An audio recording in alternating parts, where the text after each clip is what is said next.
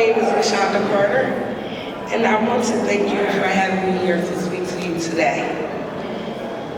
I'm here to speak firsthand of the experiences of homelessness and the threat by which large percentage of the population in the United States hold on to their current way of life. I've always worked since the time I was 14 years old. I've never been without a job. I graduated, went away to college, got married. Well, me and my husband worked. We had a child, we bought a home, and achieved the American dream. We were a part of what was called the middle class.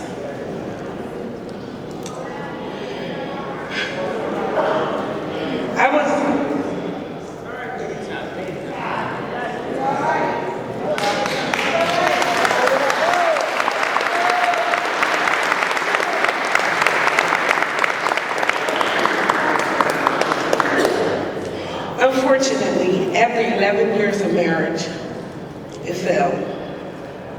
Ended in divorce. I was left with no savings, only my income to rely on, and my son to support. I had to sell my home before it foreclosed.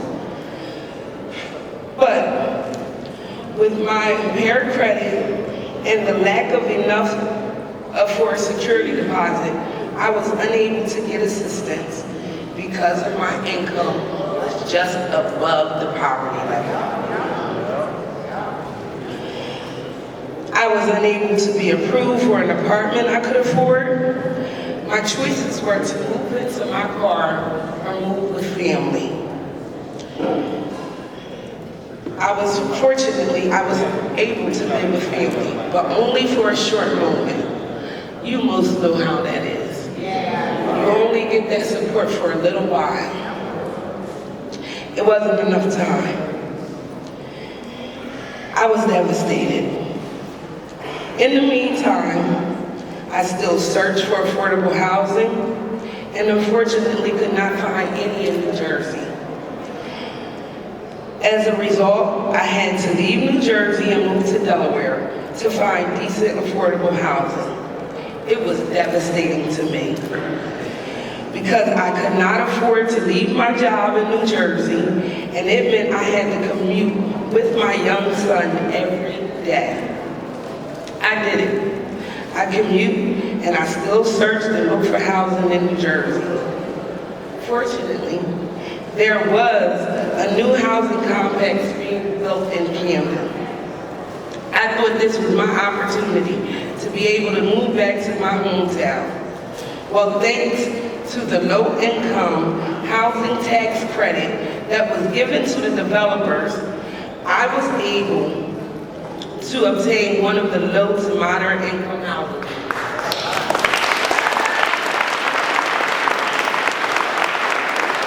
What we do know today is on any given night, 500,000 people are without shelter, and 1.3 children are either in the street, in the shelter, in a motel, or doubled up with others.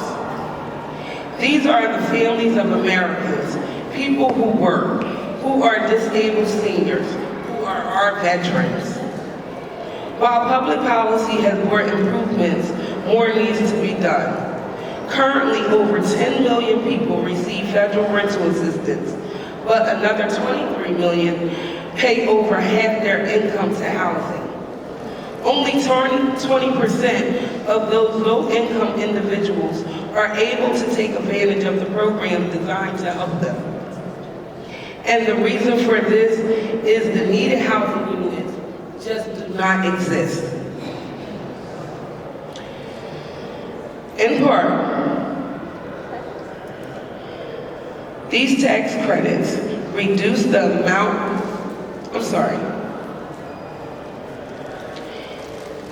In 1986, the federal low-income housing tax credit program was enacted whereby the Internal Revenue Service allowed tax credits, what we call tax breaks, for the creation of low to moderate income rental housing by private developers. These tax credits reduce the amount of financing needed by projects and thereby enable low affordable rents to be charged. The program has been highly successful, funds more than any other housing program ever created. Since its creation, the program has been responsible for 2.3 million apartment units. But most important, these apartments are created under the supervision of the state. Housing agencies are inspected so that they'll be safe, clean, decent, and affordable. I'm giving you a lot of statistics, but I believe they don't have the meaning of what the impact of expanding this program means. Being in a home that you can't afford is almost as hard as you're forced to buy the cheapest food you can find, put off medical and dental needs, and pray your tank of gas will make it until payday. There is never enough money for a movie or dinner, out only to pay rent.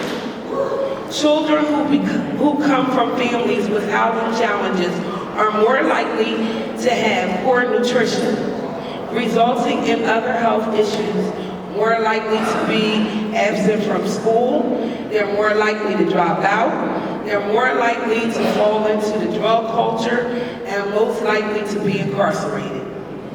The cost of housing is cheaper on society than the effects of having housing, as I mentioned, in the long-term devastation.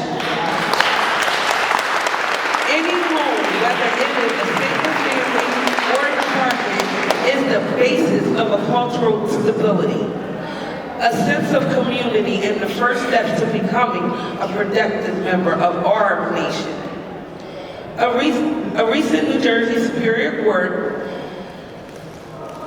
ruling noted that 155,000 more affordable housing units was needed by 2025, and my state alone. I am fortunate to have had a solution to my problem, more fortunate than most given my challenges with homelessness as a divorced single mother. As a way of giving thanks and showing gratitude, I was motivated to help and start and found Sanctuary Foundation for Veterans, a nonprofit organization that provides supportive services and housing to all veterans.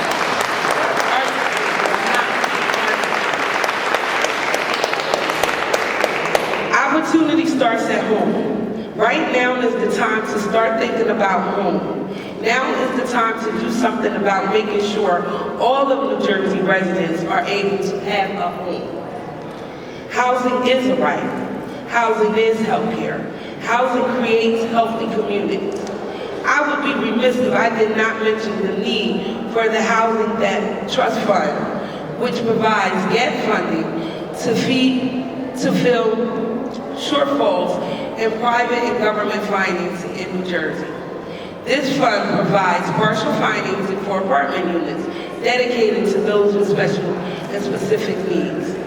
These funds make a difference in the lives of the most vulnerable among us, those with the most compelling needs and those that should never be dismissed or overlooked. I would like to thank you for your time.